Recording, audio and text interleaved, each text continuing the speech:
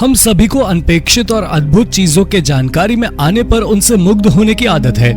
पुरातत्वविदों और जीवाश्म विज्ञानियों के साथ तो ऐसा होना बहुत आम बात है, लेकिन आपको उस भावना का एहसास प्राप्त करने के लिए उन विशेषज्ञ क्षेत्रों में से किसी में काम नहीं करना है। पूरी दुनिया में हर रोज अद्भुत खोजें की जाती हैं और कभी कभी वो दुर्घटनावश खुद ब खुद हो जाती हैं।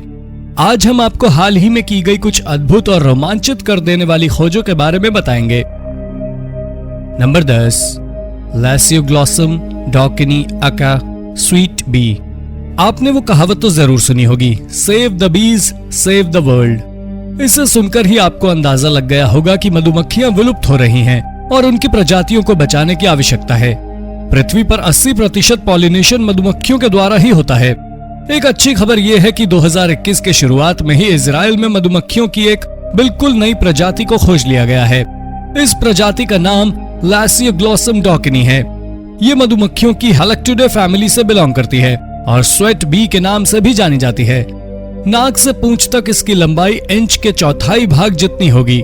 वैज्ञानिक अभी तक इस बात का पता लगाने में असफल रहे हैं कि ये प्रजाति उस इलाके में कैसे आई। इनके बारे में जानने के लिए रिसर्च जारी है। Number 9, glass fishing floats. Oregon America के समुद्र तट पर मिली हमारी अगली अद्भुत खोज अपनी तस्वीर में जैसी दिख रही है, असल में उससे बिल्कुल अलग है। तस्वीर देखकर आपको ये लग सकता है कि कोई इन कांच के बॉल्स को तट पर छोड़ गया है, लेकिन ऐसा बिल्कुल नहीं है। असल में ये ग्लास फिशिंग फ्लोट्स हैं, जिसे अमेरिका के समुद्र तटों से दूर जापान और नॉर्वे में बनाया गया था। हालांकि ये फ्लोट्स अब मछली पकड़ने वाले समूहों के द्वारा अब इस्तेमाल नहीं किए जाते हैं, लेकिन पहले ये दुनिया के कुछ हिस्सों में मछली पकड़ने वाले जाल में प्रयोग किया जाता था। ये जाल को बहते रहने में सहायक होता था। विशेषज्ञों का कहना है कि पहला ग्लास फ्लोट्स 1842 में नॉर्वे में बनाया गया था।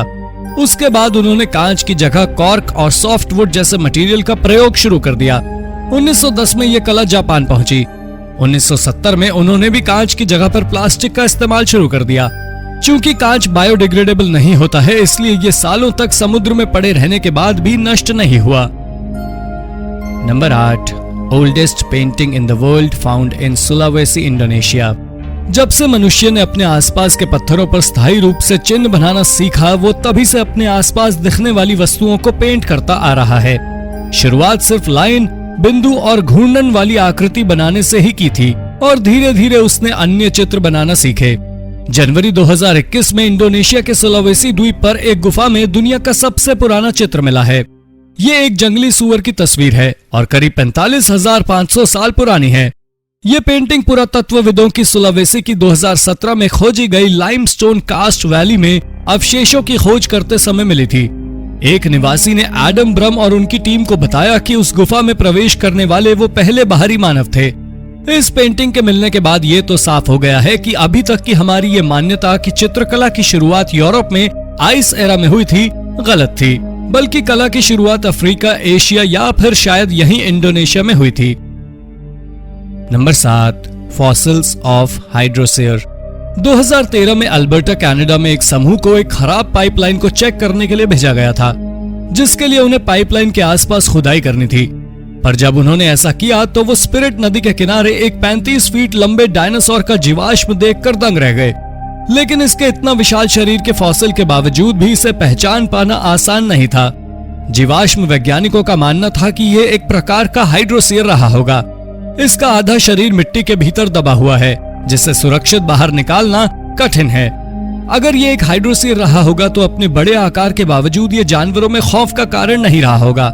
हाइड्रोसेयर बेहद शांत और शाकाहारी जीव होते थे। आज के समय में पाए जाने वाले जानवरों में इसके मिजाज की तुलना गाय से की जा सकती है। पाइपलाइन की खुदाई के समय ऐसी खोजें बेहद आम है।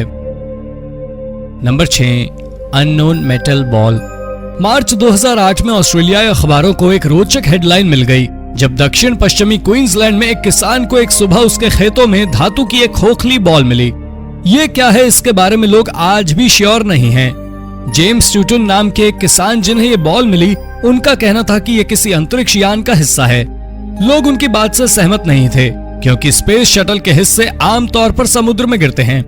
जेम्स ने नासा को भी संपर्क किया था, लेकिन कोई जवाब नहीं आया। हालांकि जेम्स खुद को लकी मानते हैं कि ये उनके घर या फिर उन पर नहीं गिरा।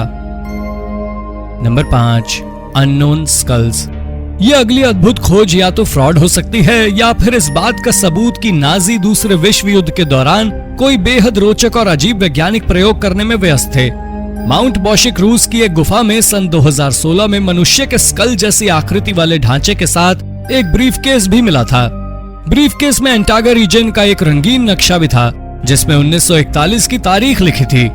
ब्रीफकेस पर ऑनर नैनोबी की मोहर लगी हुई थी। क्या ये स्कल्स उसी के द्वारा छोड़ा गया था जिसने ब्रीफकेस रखा था? ये स्कल्स किसके हैं? कुछ लोगों का यह भी मानना है कि एलियन के हैं। इन्हें खोजने वाले वैज्ञानिक और पुरातत्वविद व्लादिमीर मेलिकॉक ने इनके खोने के डर से इसकी रिसर्च का जिम्मा किसी और को देने से इनकार कर दिया था। शायद इसलिए हमें इसके बारे में ज्यादा कुछ पता नहीं चल पाया है। Number 4, oldest fish fossils. नई खोज करते समय पुरातत्व और जीवाश्म विज्ञान के बारे में एक दो बातें ध्यान में रखना बेहद जरूरी होता है। आपको सिर्फ तीक्ष्ण नजरें और जिज्ञासु दिमाग चाहिए होगा। ऐसा ही हुआ जब एक 10 साल के टूरिस्ट बच्चे को 2018 में कोलंबियन मोनेस्ट्री में 90 मिलियन साल पुराना मछली का अवशेष मिला है। ये मठ में लंबे समय से रखा हुआ था, लेकिन छोटे बच्चे से पहले किसी ने इसके बारे में जानने की जहमत उठाना सही नहीं समझा। बच्चे ने इस फॉसिल की तस्वीरें ली और नजदीकी म्यूजियम में दिखाई।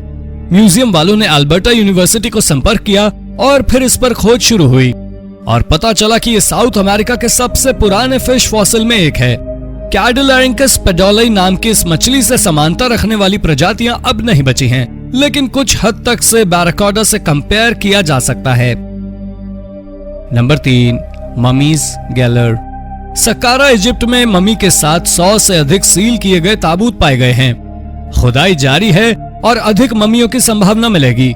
2020 की गर्मियों के बाद से मिस्र के पुरातत्वविद सक्कारा की जगह पर दफन शाफ्ट की एक श्रृंखला की खुदाई कर रहे हैं और उन्होंने कभी कभी ममी के साथ सील किए गए ताबूतों की बढ़ती संख्या पाई है।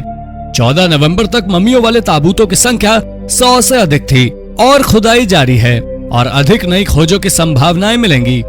मिस्र में कब्रों को अक्सर प्राचीन और आधुनिक दोनों समय में लूट लिया गया था और इतने सारे अस्तित्वहीन ममी के साथ सील किए गए ताबूत अवश्य एक हैरत अंगेज खोज है। Number 2, biggest pre historic monument in the UK. UK में सबसे बड़ा प्रागैतिहासिक स्मारक 2020 में सामने आया था। लगभग 4500 साल पहले नवपाषाण काल के दौरान इसमें 20 विशालकाय छेद होते हैं जो पहले के बाड़े के घेरे की सीमाओं को चिन्हित करते दिखाई देते हैं। छेद में से प्रत्येक 32 फीट व्यास और 16 फीट गहरा है। छेद 1.2 मील तक फैला एक चक्र बनाते हैं और 1.2 वर्ग मील से बड़े क्षेत्र को कवर करते हैं। ये इतना बड़ा है कि इसके मध्य में बीचों बीच यूके में सबसे बड़ी हेंच डरिंगटन वॉल्स है। ये पता नहीं चल पाया है कि छिद्रों का विशाल चक्र क्यों बनाया गया था। ये हो सकता है कि इसने एक प्रतीकात्मक अवरोध का गठन किया जिसमें समाज के कुछ सदस्यों को बताया गया कि वो डरिंगटन वॉल्स के कितने करीब पहुंच सकते हैं। एक अन्य संभावना ये है कि गीले मौसम के दौरान पानी को रोक कर रखने के लिए छेद का उपयोग किया गया था। इन्हें बनाने का कारण कुछ भी हो, पर ये अपने आप में अनूठे थे। Number 1, tomb of Romulus. फरवरी 2020 में पुरातत्वविदों ने रोमन फोरम के सीनेट हाउस के नीचे रोमुलस के मकबरे की खोज की घोषणा की। लेजेंड्स के अनुसार रोमुलस ने रोम की स्थापना 8वीं शताब्दी ईसा पूर्व उन्हें और उनके भाई रेम्यूस को बचपन में छोड़ दिया गया था और उनका पालन पोषण एक भेड़िए ने किया था। जब ये युवावस्था में पहुंचे तो दोनों भाइयों में विवाद हो गया कि किस पहाड़ी पर रोम बसाया जाए और रोमुलस ने रेमस को मार डाला। आज अधिकांश इतिहासकार इस कहानी को पौराणिक मानते हैं और संदेह करते हैं कि रोमुलस वास्तव में अस्तित्व में था भी या नहीं।